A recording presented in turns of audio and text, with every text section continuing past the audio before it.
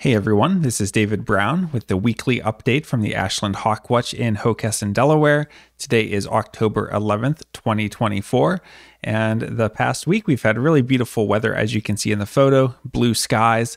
We sometimes call them blue skies of death because when you don't have clouds, it makes it very difficult to spot the hawks, but it gives you a lot of good photo opportunities when the birds are low, so let's jump into it.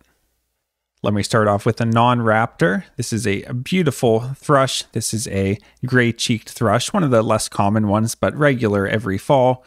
And there were a few of these and quite a few Swainson's thrushes around towards the beginning of the period. Here we have two hawks. Looking at the bottom one, it's slightly larger. We see very pointed wingtips, sort of a compact buteo. This is an adult broad-winged hawk, and we can see that white tail band. This upper bird is quite a bit smaller. We see a long tail and rounded wings, so we should be thinking accipiter.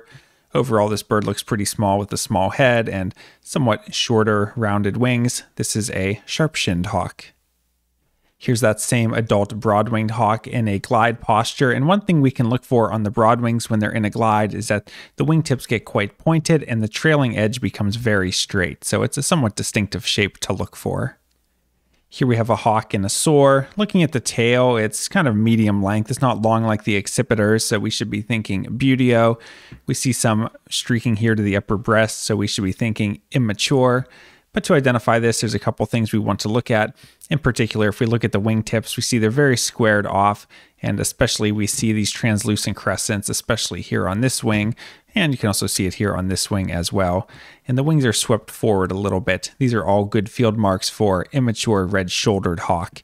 Also notice that it does not have the dark patagial bars that we would see on a red-tailed hawk.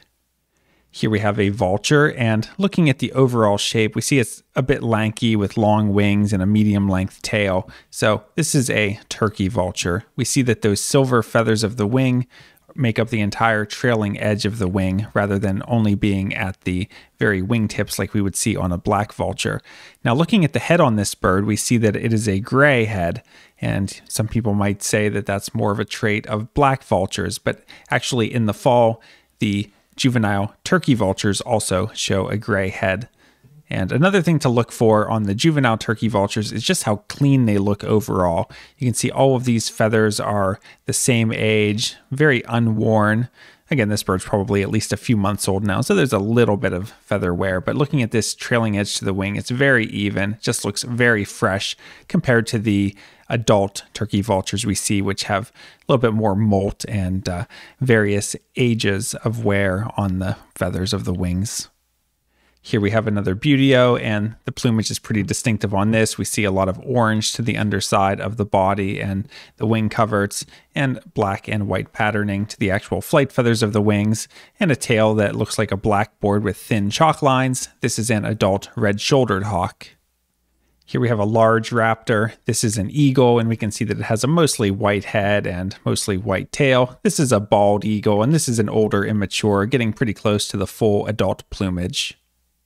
Here we have a hawk with a long tail and long rounded wings. We should be thinking accipiter. And looking at this bird, it's kind of large and lanky looking. We see a nice rounded tip to the tail because the outer tail feathers are shorter than the central ones. We see a nice white tip to the tail as well. And we see streaking that's more concentrated on the upper breast, and it's kind of a teardrop shape to the streaking. This is a juvenile Cooper's hawk. As we're coming into mid-October now, a lot of the warbler species are becoming quite scarce, but there's a few species that come through a little later, including this species, which have been quite numerous in the past week. This is a palm warbler. Here we have a hawk, and looking at the overall shape, we should be thinking buteo. On this bird, we see dark patagial bars here in the shoulder area, and we see a dark belly band compared to a clean upper breast. Those are good field marks for red-tailed hawks, and this is a juvenile red-tailed hawk because it does not have the dark trailing edge to the wings or the red tail. It has more of a brown banded tail, so juvenile red-tailed hawk. Here's another warbler we've been seeing a lot of, and you can see it's got a little bit of streaking here to the sides of the breast and some yellow patches. This is a yellow-rumped warbler.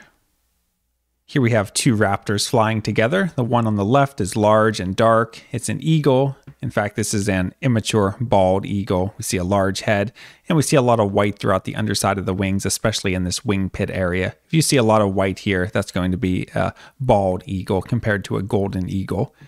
The bird on the right, it's kind of a tough angle, but overall it looks like a flying cross. We can see a longer tail. This is a juvenile Cooper's hawk. You can sort of make out the streaking being concentrated on the upper breast. And usually when we see an accipiter going after a bald eagle, it's a Cooper's hawk compared to the sharp-shinned hawks. The Coops seem to be a little bit braver, maybe because they're bigger. It's not always true, but it tends to be the case for us. This week we had the first large groups of common grackles migrating through, and we can see as many as a couple thousand at a time. And here's a closer look at some of those common grackles. Compared to the other blackbirds, they're a little larger with a really long tail and a pale eye. Here we have two immature bald eagles that were playing in midair. You can see this bottom one has flipped upside down and put his talons up to protect himself. People a lot of times ask, are they actually fighting or are they playing? And I don't know, it seems like they're usually pretty playful. They're not seriously in danger. And actually, at one point this week, we saw two immature bald eagles lock talons as they were doing this. And they flipped over and spiraled down towards the ground before breaking apart. So they ended up not crashing into the ground, thankfully. But it's one of the fun things we get to watch sometimes at the Hawk Watch. Here's a raptor that cut across low in front of us, and in the photo you can't see the head, but we can see a very important field mark, which is this white rump patch. This is a northern harrier. Here we have a hawk with a long tail and long rounded wings, so we should be thinking accipiter.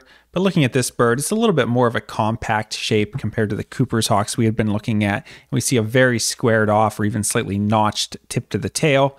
That's a good field mark for a sharp-shinned hawk. Here we have another eagle. Looking at this bird, we see a large head and we see a lot of white in the wing pit area. This is a juvenile bald eagle.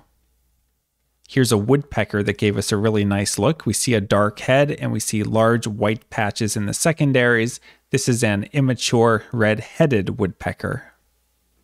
Here's a nice picture of a tree branch.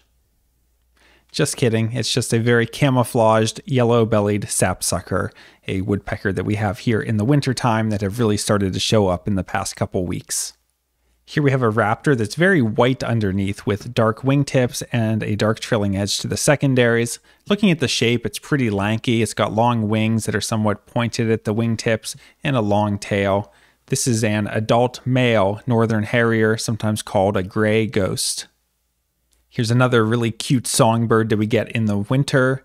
And in fact, winter is in the name. You may recognize this as a wren. This is a winter wren. Notice the really weak supercilium and very short stubby tail. Here we have a buteo gliding high overhead. We see dark patagial bars, we see a dark belly band, and we see a red tail along with a dark trailing edge to the wings. This is an adult red-tailed hawk. This one seems pretty heavily marked. As we get later in the season, we'll begin to see the northern or Abieticola subspecies. Here we have a flock of ducks that flew by. We see they have really long necks and kind of reddish or dark heads. And we see big white patches in the secondaries. These were the first common mergansers of the season. Here we have a large, lanky, black and white raptor with angular wings. This is an osprey.